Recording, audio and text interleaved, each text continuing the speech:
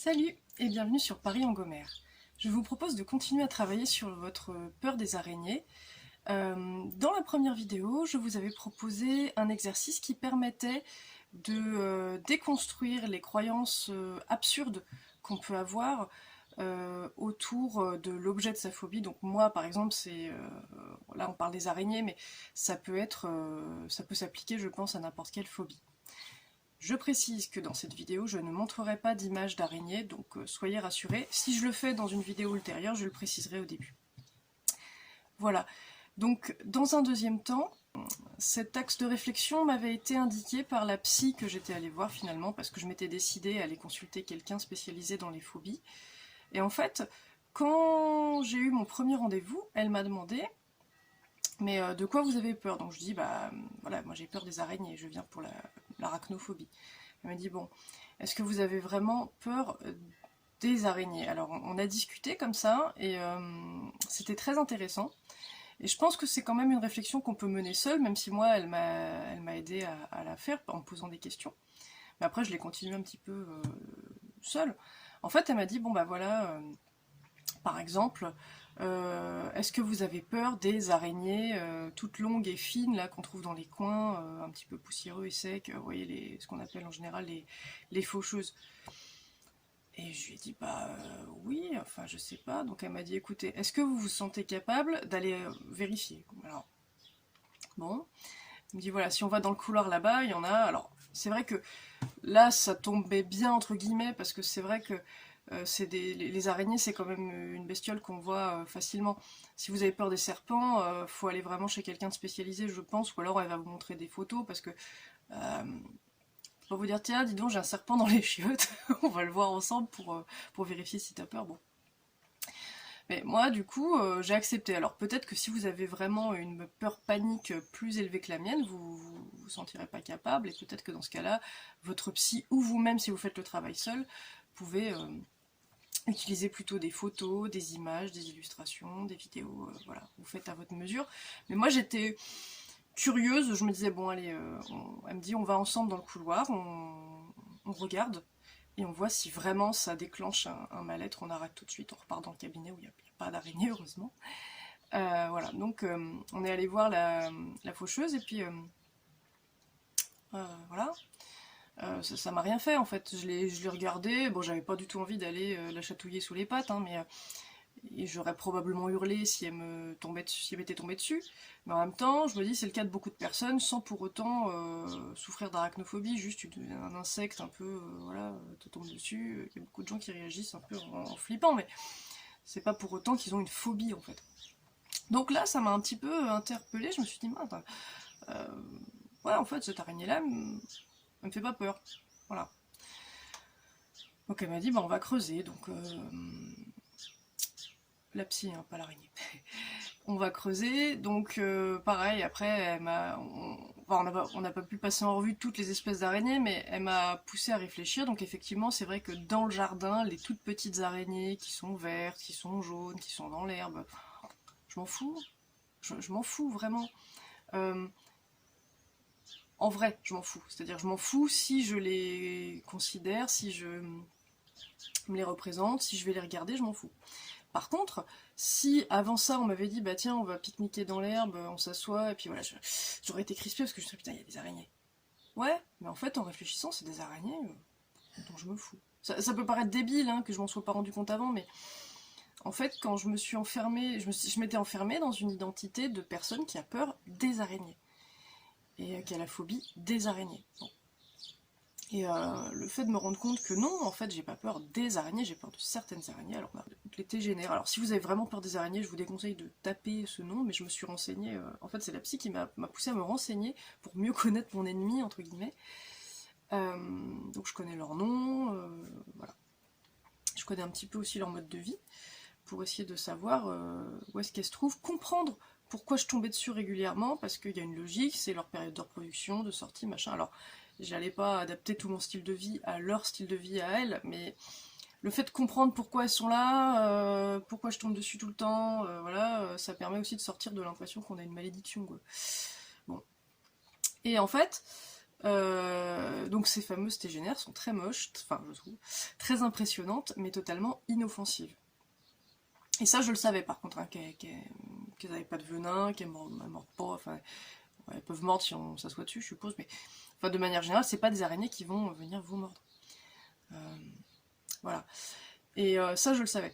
Et du coup en discutant avec ça aussi de la psy, on s'est rendu compte que, donc je le savais, donc ça veut dire que ma peur finalement elle est basée uniquement sur un dégoût, sur leur aspect, que je trouve vraiment répugnant.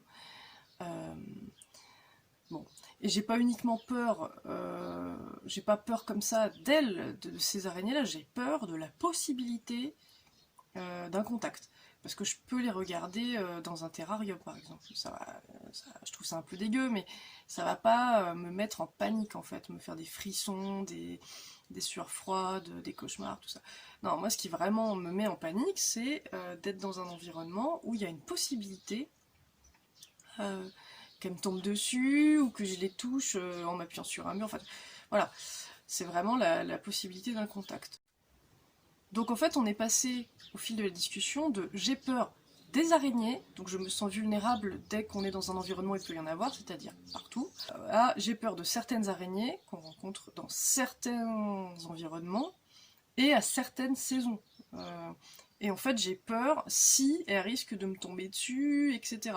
Donc en fait, je suis passée de je dois éviter un petit peu toutes les situations où je suis confrontée à la nature, alors que j'adore la nature, donc ça m'handicapait vraiment, à dans l'idéal, bon, bah, je peux éviter les recoins sombres et humides.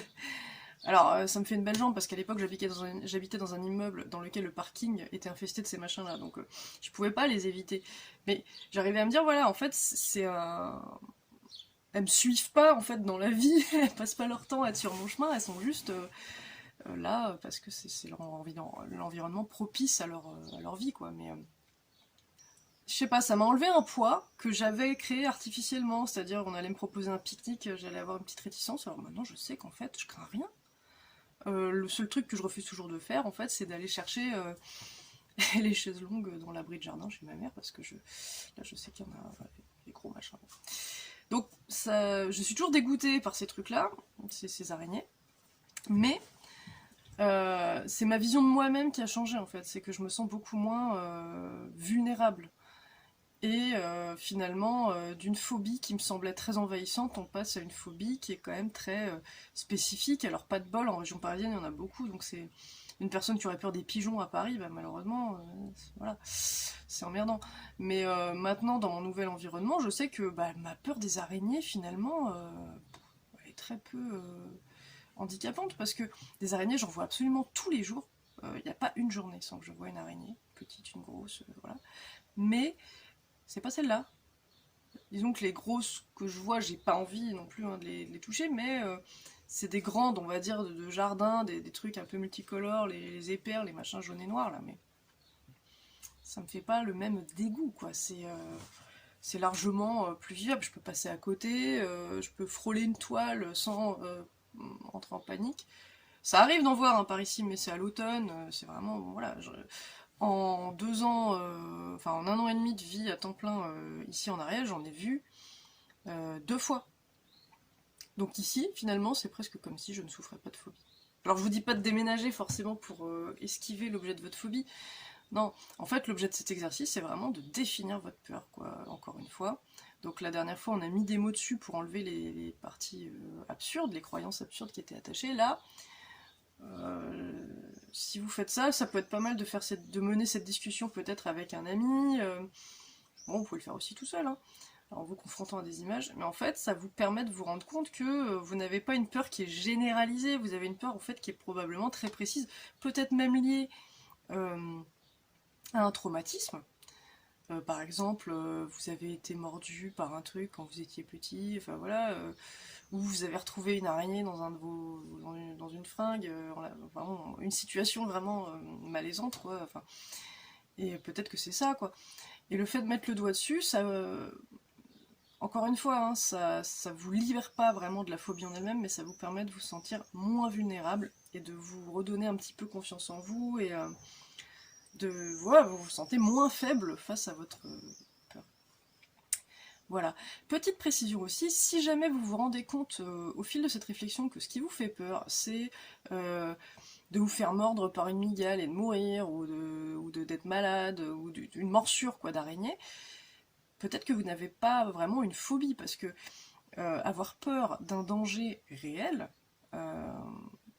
c'est normal en fait. Enfin, c'est normal d'avoir peur de se faire mordre par un truc qui est venimeux, c'est normal d'avoir peur de se faire écraser par un bus si on traverse la rue et qu'il fonce sur nous, enfin, c'est normal d'avoir peur d'un danger.